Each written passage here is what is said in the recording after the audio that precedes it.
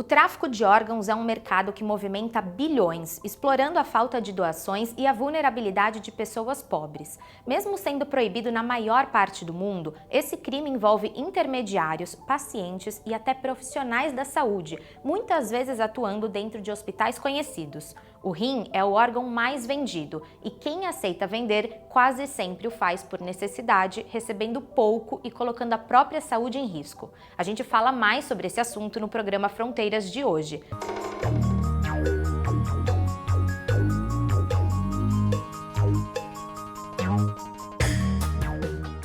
Desde que aconteceu o primeiro transplante bem-sucedido, lá na década de 1950, esse tipo de cirurgia virou um avanço essencial na medicina. Hoje, ela salva dezenas de milhares de vidas todos os anos. Mas tem um problema que continua sendo um grande desafio: a falta de órgãos disponíveis. Mesmo em países desenvolvidos como o Canadá, o tempo médio de espera por um rim no sistema público de saúde pode ultrapassar 4 anos. Em Londres, esse tempo chega a 36 meses. Muita gente não consegue esperar. Só nos Estados Unidos, pelo menos 20 pessoas morrem por dia na fila de transplante. E a situação é ainda pior nos países mais pobres. A alta demanda de pacientes e a baixa oferta de doadores criaram uma oportunidade para o mercado ilegal de compra e venda de órgãos. Muitas vezes, esse comércio envolve viagens a país onde as leis são fracas ou mal aplicadas. Esse é o chamado turismo de transplantes.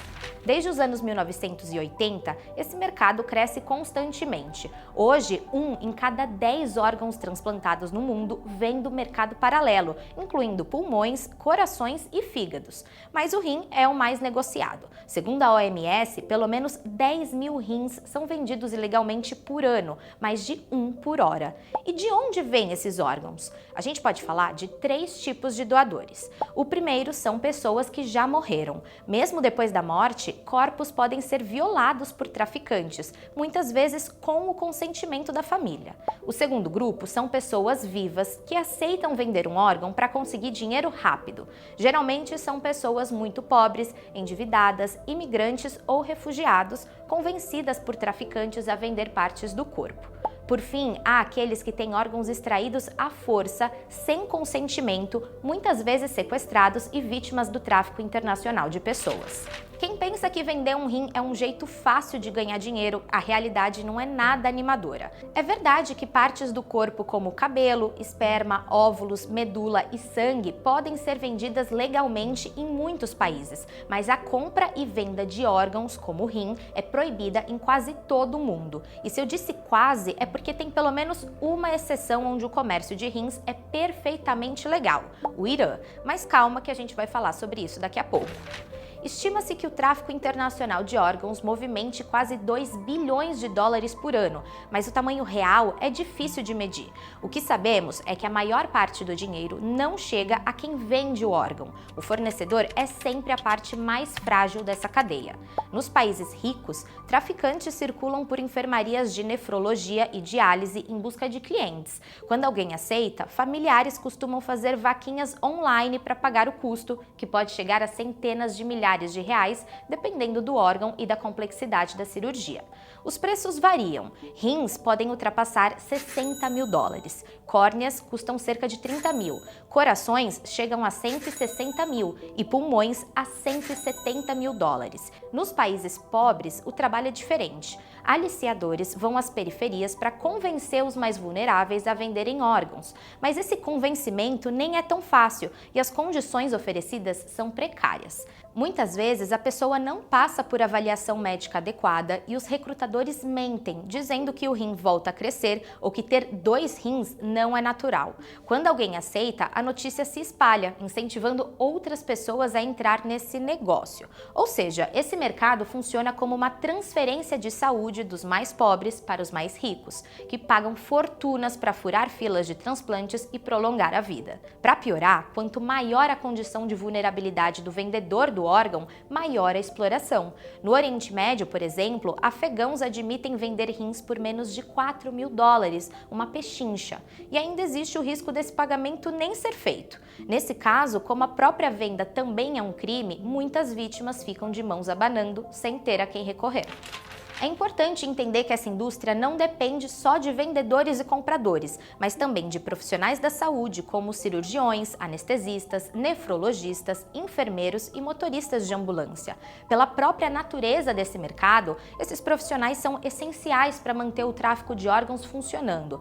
E não são só eles. Também entram nessa conta os administradores dos hospitais, diretores de centros de transplante e laboratórios. Ou seja, a gente não está falando de um mercado paralelo que acontece só nas vielas e becos das periferias. O tráfico de órgãos acontece dentro dos corredores e nas salas de cirurgia dos centros médicos mais respeitados do mundo, nas mãos de profissionais considerados acima de qualquer suspeita. Sem esses profissionais e essa estrutura, esse mercado simplesmente não existiria. Embora o tráfico aconteça em várias regiões, a China é o único país onde ele ocorre em escala industrial. Há mais de 20 anos, organizações de direitos humanos acusam o país de usar presos políticos como fonte de órgãos, algo que o próprio governo admitiu. A China chegou até a ser condenada por um tribunal internacional e hoje movimenta cerca de US$ 1 bilhão por ano nesse mercado. Oficialmente, o tráfico é proibido pela lei chinesa, mas sem Estado de Direito funcionando, essas regras são pouco efetivas. Por outro lado, o Irã, desde 1999, legalizou a compra e venda de rins entre pessoas vivas, regulada por uma agência governamental. O país estabeleceu um preço máximo de US$ 4.600 para o rim, válido apenas para transações legais. Mesmo assim, os mais pobres ainda caem nas mãos de intermediários e recebem menos. Pela lei iraniana, rins vendidos não podem ser transplantados para estrangeiros, mas o mercado ilegal funciona livremente. As filas para transplante nunca desapareceram e não há impacto positivo registrado na vida econômica de quem vende o rim, ou seja, ninguém muda de vida. E isso sem falar dos problemas de saúde. Em teoria, indivíduos saudáveis com 2 rins em pleno funcionamento continuam vivendo de forma saudável quando um deles é removido, mas as coisas nem sempre funcionam dessa forma. Os riscos da operação incluem dores fortes, coágulos, infecção grave, reações a medicamentos, colapso pulmonar e até morte. Um transplante ilegal apresenta índices ainda maiores de rejeição, infecção e complicações no pós-operatório por conta da ausência de preparo.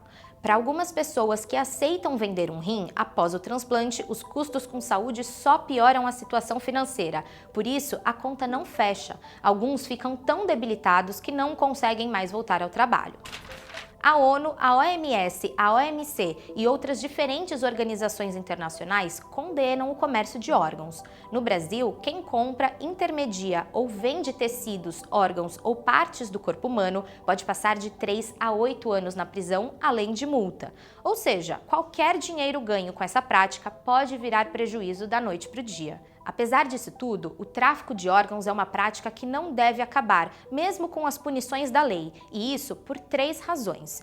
Primeiro, porque há uma grande demanda de pacientes desesperados pelo medo da morte. Segundo, porque esse é um mercado altamente lucrativo para intermediários e profissionais médicos. E por último, porque, independente dos nossos julgamentos, vender um rim para levantar dinheiro rápido permanecerá sendo uma opção para famílias que sobrevivem abaixo da linha da pobreza, pressionadas a tomarem decisões ruins. Quer ajudar a mudar esse cenário? Exponha para sua família o desejo de ser um doador de órgãos. Assim que a constatação da morte encefálica aparece, um único doador é capaz de salvar mais de 20 vidas. A má notícia é que cedo ou tarde todo mundo vai morrer, mas a boa notícia é que a morte, mesmo sendo difícil, não precisa ser o fim da nossa história por aqui.